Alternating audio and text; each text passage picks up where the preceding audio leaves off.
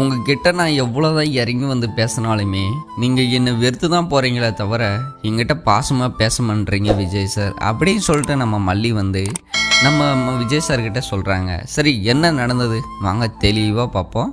நம்ம மல்லி பார்த்திங்கன்னா வழக்கம் போல் நார்மலாக வேலையெல்லாம் செஞ்சுட்டு இருக்காங்க. அந்த ஒரு சுச்சுவேஷனில் நம்ம விஜய் சார் ஆஃபீஸ் வேலையெல்லாம் முடிச்சுட்டு ஈவினிங்காக வீட்டுக்கு வராரு. அப்போன்னு பார்த்திங்கன்னா நம்ம மல்லி வந்து ஆசபாசமாக ரொமான்ஸாக லவ்வாக அன்பாக போயிட்டு நம்ம விஜய் சார்கிட்ட, விஜய் சார் எப்படி இருக்கீங்க, சாப்பிட்டீங்களா, ஆஃபீஸ் எல்லாம் எப்படி முடிஞ்சு, நல்லா போச்சிங்களா, வாங்க எங்கேயாச்சும் வெளியே போய்ட்டு வரலாம் அப்படின்னு சொல்லிட்டு நம்ம மல்லி வந்து ஆசபாசமாக பேசுகிறாங்க. அந்த ஒரு சூழ்நிலை மற்றவங்களா இருந்தால், ஆமாம் மல்லி ஆஃபீஸ் வேலை வந்து இப்படி தான் முடிஞ்சிச்சு, அப்படி தான் முடிஞ்சிச்சு, நல்லபடியாக முடிஞ்சுமா, நானும் சாப்பிட்டேன், நீ சாப்பிட்டியா, எங்கேயாச்சும் போகலாமா, சரி வா ரெஸ்டாரண்ட்டுக்கு போகலாம், பீச்சுக்கு போகலாம், அந்த மாதிரி சொல்லுவாங்க. ஆனால் நம்ம விஜய் சாரும் இருக்கவே அவங்க வந்து என்ன சொல்கிறாங்கன்னா, ஹேய் உனக்கு வேறு வேலையே இல்லையா, எப்போ பார்த்தாலும் என்கிட்டே வந்து ஏதாச்சும் ஒரு தொல்லை கொடுத்துட்டே இருக்க, நீ வந்து மனுஷே இல்லை ராட்சசியா அப்படின்ட்டு நம்ம மல்லியை பார்த்து கேட்குறாங்க. இந்த ஒரு சூழ்நிலையில் யாராக இருந்தாலுமே ரொம்பவுமே வருத்தப்படுவாங்க, அதில் கஷ்டப்படுவாங்க. அந்த ஒரு இடத்துல நம்ம மல்லியும் இருக்காங்க.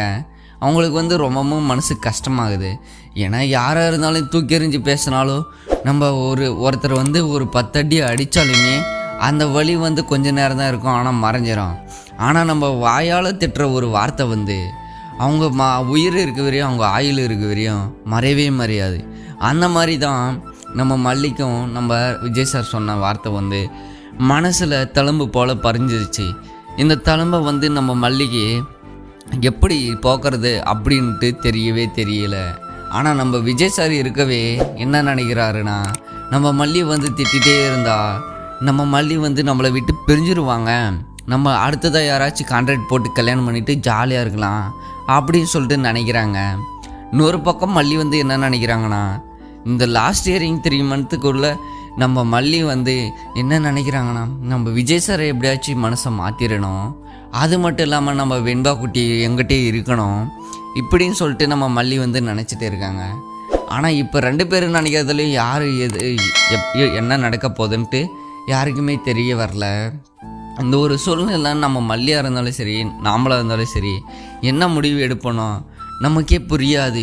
ஏன்னா அந்த மாதிரி ஒரு பிரச்சனை போயிட்டே இருக்குது. இந்த ஒரு சூழ்நிலையில் நம்ம மல்லி வந்து என்ன முடிவு எடுக்கிறாங்கன்னா, விஜய் சார் நம்ம வந்து லாஸ்ட் இயரிங் வர வரையும் நான் இங்கே இருக்கேன், லாஸ்ட் இயரிங்கில் உங்களுக்கு சாதகமாக இருந்தாலும் சரி, எனக்கு சாதகமாக இருந்தாலும் சரி, நம்ம வெண்பா குட்டி 2 பேர்கிட்டையுமே இருக்கட்டும், நான் இந்த வீட்டில் இருக்கக்கூடாதுன்ட்டு நீங்கள் சொல்லாதீங்க. நான் ஒரு வீட்டு வேலை செஞ்சுட்டு கூட நான் என் வெண்பாவை பார்த்துக்கிறேன், நான் ஒரு வேலைக்காரியாக கூட இருக்கேன்.